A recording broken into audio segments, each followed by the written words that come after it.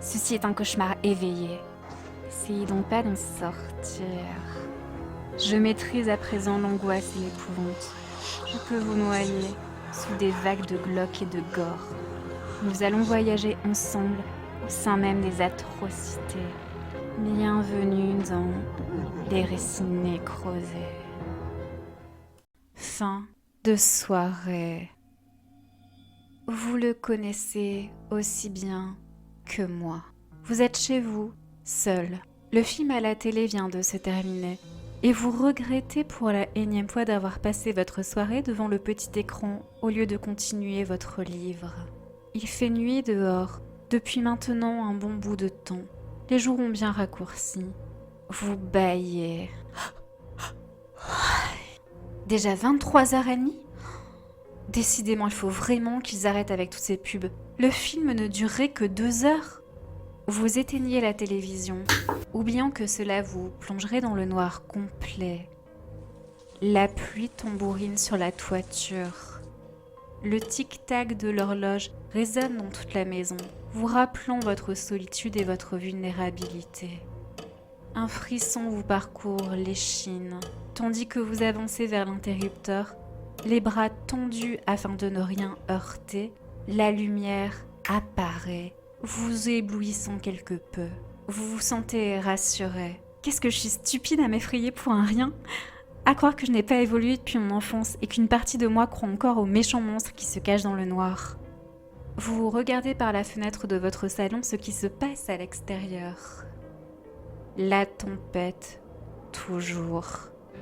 Les quelques éclairages publics dessinent sur le sol des ombres étranges. On dirait des silhouettes humaines qui tendent leurs longs bras vers vous, comme pour vous demander de l'aide. Vous sursautez. Là, juste devant votre porte, il y a quelqu'un. Vous reculez d'un pas machinalement. Pas de panique, la maison est fermée à clé, il ne peut pas entrer. Non, vous avez oublié de tourner la serrure ce soir. L'angoisse monte.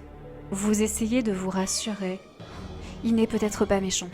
Vous fixez cet homme, tentant de vous cacher le mieux que vous le pouvez. Il ne doit pas vous voir. Non, surtout pas. Mais combien a-t-il de bras ? Vous comptez. De longues secondes se sont écoulées. Que veut-il à la fin ? Il bouge sa tête. Ses 8 bras ondulent dans l'air, mais il reste les pieds cloués au sol. La boule au ventre, vous continuez votre observation, bien que celle-ci soit rendue difficile par les ténèbres ambiants. C'est là que vous vous rendez compte de l'impossible. Pendant tout ce temps, vous fixiez l'arbuste de votre jardin, dont les branches étaient agitées par le vent. Vous riez nerveusement. Un flash lumineux, le tonnerre, la coupure d'électricité, celle que vous ne voulez jamais rencontrer lorsque vous êtes seul la nuit. C'est pas vrai. Vous montez les escaliers, tout doucement. Il ne faudrait pas louper une marche dans l'obscurité. Le vent souffle fort dehors. Vous entendez murmurer votre prénom. Vous tournez la tête, le cœur battant à tout rompre. C'était juste derrière vous. Mais non, il n'y a rien. Ou plutôt, vous ne voyez rien. L'ascension vers votre chambre continue. Accélérez, arrivez à la chambre le plus vite possible, se réfugier sous les couvertures. Enfin, vous êtes à l'étage. Votre chambre est à gauche. Il faut juste traverser le couloir. Vos yeux se sont maintenant habitués à l'obscurité. C'est rassurant. Vous pouvez à peu près voir où vous allez. Vous pouvez aussi voir cette silhouette remuant à l'autre bout du couloir. À peine avez-vous le temps de pousser un cri que quelqu'un souffle votre prénom dans votre nuque. Vous vous retournez d'un coup. La pluie tombe de plus en plus fort. Le vent fait trembler les murs de la maison. Un claquement assourdissant. Des aboiements. Ça vient du salon. Il est entré, c'est sûr. Les animaux sentent les présences.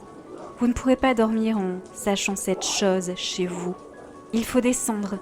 Tremblant de tout votre être, vous retournez sur vos pas. Encore ce souffle dans le cou. Encore ce murmure. Marie. Toujours ces aboiements crispants. La porte d'entrée est ouverte. Le vent et la pluie s'engouffrent dans la maison avec une puissance incroyable.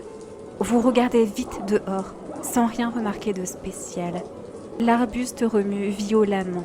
Après avoir fermé la porte à double tour, vous restez un moment dans l'entrée, tentant de discerner quelque chose qui pourrait s'apparenter à un être vivant. Votre chien se tait soudainement. Il semble n'y avoir rien de spécial dans cette pièce. Finalement, après avoir caressé votre animal de compagnie, vous décidez de remonter à l'étage. Il est encore là, au bout du couloir. C'est un cauchemar. Il vous fixe. Qui est-il ? Il a 2 bras. Mais bien sûr, le miroir. Il est votre reflet. Comment ai-je pu être aussi stupide ? Enfin, vous poussez la poignée de la porte de votre chambre et entrez. Il fait froid. Un souffle. Votre prénom. Marie. Encore. Vous hurlez n'en pouvant plus. Qui que tu sois, laisse-moi tranquille, je t'en prie. C'est alors que vous remarquez que la fenêtre est ouverte. Encore un courant d'air. Le vent glisse sous les volets et semble murmurer. Vous le connaissez aussi bien que moi. Ce monstre, plus effrayant que n'importe quelle créature fantastique, plus terrifiant que n'importe quel tueur psychopathe. Ce monstre qu'est l'imagination.